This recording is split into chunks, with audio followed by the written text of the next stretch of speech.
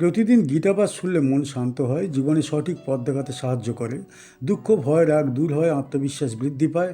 কর্ম ও ভক্তির মাধ্যমে হৃদয়ের শক্তি, ঘরে শান্তি ও জীবনে আলো নিয়ে আসে।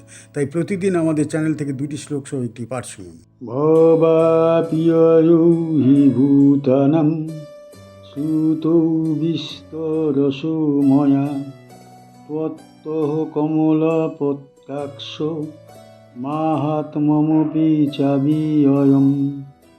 অর্জুন বললেন, হে কমল নয়ন ভগবান, আপনার কাছ থেকেই আমি সমস্ত জীবের সৃষ্টি ও লয়ের কথা বিস্তৃতভাবে শ্রবণ করেছি। আপনার যে অবিনশ্বর মহিমা, তাও আমি আপনার নিকট থেকেই জেনেছি। ভব মানে সৃষ্টি, অপিয়ৌ মানে লয়, হি মানে নিশ্চয়ই, ভূতানাম মানে সমস্ত জীবের, শ্রুতৌ মানে শ্রবণ করেছি, বিস্তরস মানে বিস্তারিতভাবে, ময়া মানে আমার দ্বারা, তত্ত্ব মানে আপনার কাছ থেকে, কমলপত্রাক্ষ মানে কমলপত্র নয়ন ভগবান, মাহাত্ম্যম মানে মহিমা, অপি মানে এবং, চ মানে ও, অবিয়য়ম মানে অবিনশ্বর। এই শ্লোকে অর্জুন শ্রীকৃষ্ণের উপদেশের গভীরতা ও পরিপূর্ণতা স্বীকার করছেন। তিনি বলছেন, জগতের সৃষ্টি ও লয় এই দুই চরম সত্য তিনি ভগবানের কাছ থেকে বিশদভাবে শ্রবণ করেছেন। সৃষ্টি ও লয় মানে কেবল বাহ্যিক পরিবর্তন নয়, বরং জগতের অন্তর্নিহিত নিয়ম। জন্ম ও বিনাশের এই চক্র মানব বুদ্ধির পক্ষে বোঝা কঠিন, কিন্তু শ্রীকৃষ্ণ তা স্পষ্টভাবে প্রকাশ করছেন। এখানে ভব ও অপিয় শব্দ দুটি অত্যন্ত তাৎপর্যপূর্ণ। ভব মানে সৃষ্টি আর অপিয়য় মানে লয়। এই দুই শব্দের মধ্যবর্তী সমস্ত অস্তিত্ব ক্ষণস্থায়ী, কিন্তু যিনি এই সৃষ্টি ও লয়ের কারণ, তিনি অবিনশ্বর। অর্জুন এই সত্য উপলব্ধি করেছেন এবং তা বিনয়ের সঙ্গে প্রকাশ করেছেন। কমলপত্রাক্ষ শব্দটি অত্যন্ত গভীর ভক্তির প্রকাশ। কমল যেমন কাদার মধ্যে থেকেও নির্মল থাকে, তেমনি ভগবান সংসারের মধ্যে থেকেও সংসার দ্বারা লিপ্ত নন। এই সম্বোধনের মাধ্যমে অর্জুন ভগবানের দিব্য স্বরূপকে স্বীকার করছেন। অর্জুন আরও বলেন, তিনি ভগবানের মাহাত্ম্য জেনেছেন। এই মাহাত্ম্য ক্ষণস্থায়ী নয়, অব্যয়, অর্থাৎ সময়ের সঙ্গে ক্ষয় প্রাপ্ত হয় না। জগৎ পরিবর্তনশীল হলেও ঈশ্বর অপরিবর্তনীয়। এই উপলব্ধি মানুষের জীবনে গভীর স্থিরতা আনে। এই শ্লোক থেকে বোঝা যায়, অর্জুন কেবল শ্রোতা নন, তিনি উপলব্ধিকারী।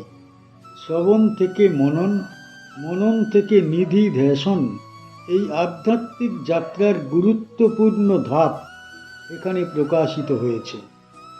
এই শ্লোকটি শ্রীমদ্ ভগবদ্ গীতার 11 অধ্যায়ের প্রারম্ভিক অংশে অবস্থিত। কি শিখতে পারি এই শ্লোক থেকে? এই শ্লোক থেকে আমরা শিখি যে ঈশ্বরের মহিমা সীমাহীন ও বিস্তৃত। শ্রীকৃষ্ণ অর্জুনকে বলছেন, হে কমলপত্র নয়ন, আমি সমস্ত জীবের সৃষ্টি ও লয়, জগতের গতিবিধি বিস্তৃতভাবে আপনার কাছে শুনিয়েছি। পাশাপাশি আপনি আমার মহত্ব ও মহিমা উপলব্ধি করেছেন। আরও শিখতে পারি যে আধ্যাত্মিক জ্ঞান কেবলমাত্র পড়া বা শোনার মাধ্যমে আসে না। প্রকৃত জ্ঞান আসে সেই ব্যক্তির অন্তরে, যিনি ধৈর্য, বিনয় এবং মনোযোগ দিয়ে শুনেছেন। অর্জুন এখানে সেই প্রস্তুত ও গ্রহণযোগ্য অবস্থার প্রতীক। এছাড়াও শেখা যায়, ঈশ্বরের মহত্ব ও ধ্যেয় শুধু মানুষ বা দেবতার সীমার মধ্যে সীমাবদ্ধ নয়, তাঁর মহিমা সমস্ত জগৎকে আচ্ছন্ন করে এবং যার অন্তর খোলা সে সেই মহিমা উপলব্ধি করতে পারে।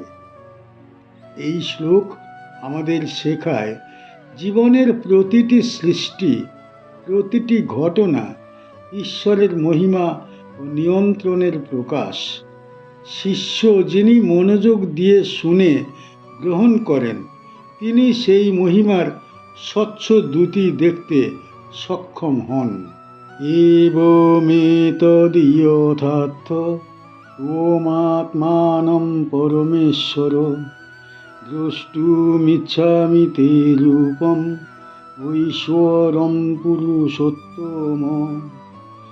হে অর্জুন, অর্জুন বললেন, হে পরমেশ্বর, আপনি নিজেকে যেভাবে আমার কাছে প্রকাশ করেছেন, আমি সেই কথাকে সম্পূর্ণ সত্য বলে গ্রহণ করেছি। হে পুরুষোত্তম, এখন আমি আপনার ঐশ্বরিক রূপ প্রত্যক্ষ করতে ইচ্ছা করি। এবং মানে এই রূপে, এতদ মানে এই সমস্ত, যথা মানে যেভাবে, আত্ম মানে বলেছেন, তম মানে আপনি, আত্মানম মানে নিজের স্বরূপ, পরমেশ্বর মানে সর্বশক্তিমান ঈশ্বর, দ্রষ্টুম মানে দর্শন করতে, ইচ্ছা আমি মানে আমি ইচ্ছা করি, তে মানে আপনার, রূপম মানে রূপ, ঐশ্বরম মানে ঐশ্বর্যপূর্ণ, পুরুষোত্তম মানে শ্রেষ্ঠ পুরুষ বা পরম সত্তা। এই শ্লোকে অর্জুন তাঁর আধ্যাত্মিক যাত্রার এক গুরুত্বপূর্ণ স্তরে এসে পৌঁছেছেন।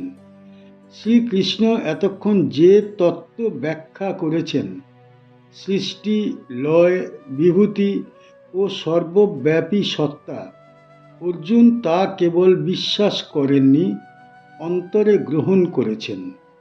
এবমেতদ ইয়থার্থ, এই কথাটির মাধ্যমে তিনি জানাচ্ছেন ভগবানের বাণী তাঁর কাছে সন্দেহাতীত সত্য হয়ে উঠেছে। এই উপলব্ধির পর অর্জুনের অন্তরে এক গভীর আকাঙ্ক্ষা জন্ম নিয়েছে। তিনি আর কেবল শুনে সন্তুষ্ট থাকতে চান না, তিনি প্রত্যক্ষ দর্শন চান। আধ্যাত্মিক জীবনে এটি একটি স্বাভাবিক অগ্রগতি। প্রথমে শ্রবণ, পরে গ্রহণ, তারপর প্রত্যক্ষ উপলব্ধির আকাঙ্ক্ষা। এই শ্লোক সেই তৃতীয় স্তরের প্রকাশ। এখানে পরমেশ্বর ও পুরুষোত্তম সম্বোধন অত্যন্ত তাৎপর্যপূর্ণ। পরমেশ্বর মানে যিনি সর্বশক্তিমান ও সর্বনিয়ন্তা। পুরুষোত্তম মানে যিনি সকল সত্তার ঊর্ধ্বে। অর্জুন এই সম্বোধনের মাধ্যমে স্বীকার করছেন যাঁর রূপ তিনি দর্শন করতে চান, তিনি কোনো সীমাবদ্ধ দেবতা নন, তিনি সর্বোচ্চ সত্য। ঐশ্বরিক রূপ দর্শনের ইচ্ছা মানে কৌতূহল নয়, এটি গভীর ভক্তি ও জ্ঞান থেকে জন্ম নেওয়া আকাঙ্ক্ষা। অর্জুন জানতে চান যাকে তিনি এতক্ষণ তত্ত্বের মাধ্যমে উপলব্ধি করেছেন, সেই সত্য বাস্তবে কেমন। এই ইচ্ছা আত্ম উন্নতির চূড়ান্ত আকাঙ্ক্ষার পরিচয় দেয়। এই শ্লোক আমাদের শেখায়, যখন বিশ্বাস দৃঢ় হয়, অহংকার তৃপ্ত হয়, লুপ্ত হয়, তখন ঈশ্বর দর্শনের আকাঙ্ক্ষা স্বাভাবিকভাবে জন্ম নেয়। ঈশ্বর নিজেকে তখনই প্রকাশ করেন যখন শিষ্য প্রস্তুত হয়।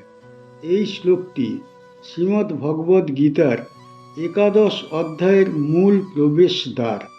বিভূতি যোগ অধ্যায়ে শ্রীকৃষ্ণ নিজের মহিমা বর্ণনা করেছিলেন। অর্জুন সেই বর্ণনা শুনে ও গ্রহণ করে এখন পরবর্তী স্তরে প্রবেশ করছেন, বিশ্বরূপ দর্শনের স্তরে। এই প্রসঙ্গে অর্জুন আর সংশয়গ্রস্ত নন, তিনি নিশ্চিত, স্থির ও শ্রদ্ধাশীল। এই মানসিক প্রস্তুতি বিশ্বরূপ দর্শনের পূর্ব শর্ত। কারণ ঐশ্বরিক রূপ দর্শন কেবল চক্ষুর বিষয় নয়, চেতনার বিষয়। এই শ্লোক গুরু শিষ্য সম্পর্কের এক চূড়ান্ত মুহূর্ত নির্দেশ করে। শিষ্য যখন বলে, আপনি যা বলেছেন আমি তা সত্য বলে মেনে নিয়েছি, তখন গুরু নিজের অন্তর্লীন রূপ প্রকাশ করতে প্রস্তুত হন। দৈনন্দিন জীবনের থেকেও এই শ্লোক গভীর শিক্ষা দেয়। মানুষ প্রায়ই শোনে, পড়ে, জানে, কিন্তু গ্রহণ করে না। অর্জুন আমাদের শেখান, প্রথমে গ্রহণ করতে হবে, তারপর দর্শনের যোগ্যতা আসে। এই শ্লোক আমাদের মনে করিয়ে দেয়, ঈশ্বর দর্শন কোনো আকস্মিক ঘটনা নয়, এটি বিশ্বাস, বিনয় ও প্রস্তুতির ফল। যখন অন্তর পরিশুদ্ধ হয়, তখনই পরমেশ্বর নিজেকে প্রকাশ করেন। এই প্রকাশ মানব জীবনের পরম সিদ্ধি। কি শিখতে পারি এই শ্লোক থেকে? এই শ্লোক থেকে আমরা শিখি যে ঈশ্বরের দর্শনের আকাঙ্ক্ষা কেবল ভক্তি ও বিনয়ের মাধ্যমে জন্মায়। অর্জুন শ্রীকৃষ্ণকে বলছেন, হে পরমেশ্বর, আপনি যেভাবে নিজের স্বরূপ আমাকে ব্যাখ্যা করেছেন তা আমি সত্য বলে গ্রহণ করেছি। এখন আমি চাই আপনি আপনার ঐশ্বরিক রূপ আমার চোখের সামনে প্রকাশ করুন। আমরা আরও শিখতে পারি যে আধ্যাত্মিক যাত্রায় শুধু শোনা বা গ্রহণ যথেষ্ট নয়, সেই জ্ঞানকে অন্তরে ধারণ করে অভিজ্ঞতা করার ইচ্ছা থাকা দরকার। অর্জুন এখানে সেই ইচ্ছার প্রকাশ করছেন। তিনি কেবল শিখতে চাচ্ছেন না, বরং প্রত্যক্ষ দেখতে চান। এছাড়াও শেখা যায়, বিনয় ও শ্রদ্ধা আধ্যাত্মিক দর্শনের পূর্ব শর্ত। অর্জুন নিজের সীমা স্বীকার করে ঈশ্বরের দয়া ও অনুমতির উপর পুরোপুরি নির্ভর করছেন। এই শ্লোক আমাদের শিক্ষা দেয়, ঈশ্বরের রূপ দর্শন সম্ভব হয় তখনই যখন অন্তর সত্য, বিনয়পূর্ণ এবং ভক্তির মাধ্যমে প্রস্তুত হয়। জ্ঞান ও বিশ্বাস কেবল শোনার মাধ্যমে নয়, অন্তরের গভীর উপলব্ধির মাধ্যমে পূর্ণ হয়। আমাদের চ্যানেলের গীতা পাঠ কেমন হয়েছে, ব্যাখ্যা কেমন হয়েছে, আপনার কেমন লেগেছে কমেন্ট বক্সে অবশ্যই জানাবেন, এবং প্রতিনিয়ত গীতা পাঠ শোনার জন্য চ্যানেলটা অবশ্যই সাবস্ক্রাইব করে রাখুন। দেখা হচ্ছে